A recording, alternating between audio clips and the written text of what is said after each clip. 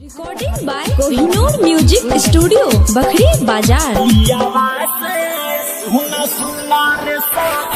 भटिया कबारी सुतिल सिरहानी घरे ना रहेला पिया रे। भटिया कबारी सुतिल सिरहानी घरे ना रहेला पिया रे। साल भर में एक बेर लावे लहगे भरे लाना हम रहिया रे। पियावा से सुना सुनाए साखी निको बाटे तो पियावा रे। भातारा से सुना सुनाए साखी निको बाटे तो पियावा रे। भटिया कबारी सुतिल सिरहानी घरे ना रहेले पियावा रे। भटिया कबारी सुतिल सिरहानी घरे ना रहेला पियावा रे। साल भर में एक बेर आवेला लहगे भरेला ना हम रहिया रे। भातारा से सुना सुना रे साखी निको बाटे तकिया रे। पियावा से सुना सुना रे साखी निको बाटे तकिया रे। Recording by Kohinoor music studio Bakhri बाजार।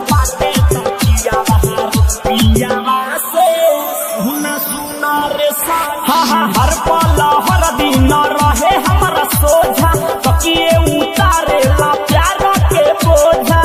ए सब हर का बताई हो सुना हर पल हर दिन रहे हमारा सोझा तकिए उतारे ला प्यार के बोझा। आई हो दादा अब कहा जाई रे।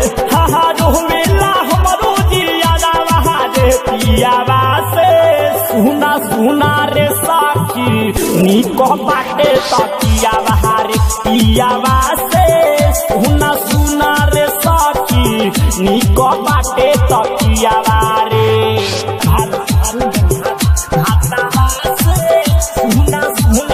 Recording by Kohinoor music studio Bakhri बाजार। निको बाटे तकिया पियावा से सुना सुना रे साखी काम होतली पट डाला छतिया से मोरा भले ना लगावे सुई में डोरा।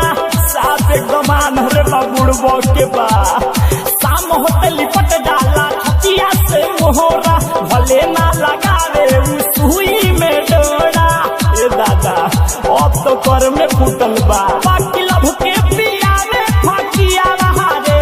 पियावा से सुना सुना रे साखी निको बाटे तकिया रे। पियावा से सुना सुना ए साखी निको बाटे तकिया रे।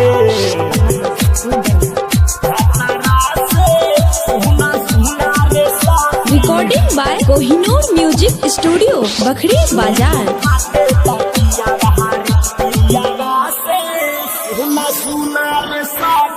राइटर घूमे से मिले नाही सुख हो लहंगा खोजेला हमर खाए खाती ऊख हो। ए दादा दिलीप हो ए नीरज राइटर घूमे से मिले नाही सुख हो लहंगा खोजेला हमर खाए खाती ऊख हो। ए मुन्ना रोहित कन्हैया हाँ डाले नयन ले आनंद पियावा रे। पियावा से सुना सुना रे साखी निको बाटे तकिया रे। पियावा से सुना सुना ए साखी निको बाटे तकिया। भटिया कबारी सुतिल सिरहानी घरे ना रहेला पियावा रे। भटिया कबारी सुतिल सिरहानी घरे ना रहेला पियावा रे। साल भर में एक बेर लावे लहगे भरे लाना हम रहिया रे। पियावा से सुना सुना ए साखी निको बाटे तो पियावा रे। भातारा से सुना सुना ए साखी निको बाटे तो पियावा रे।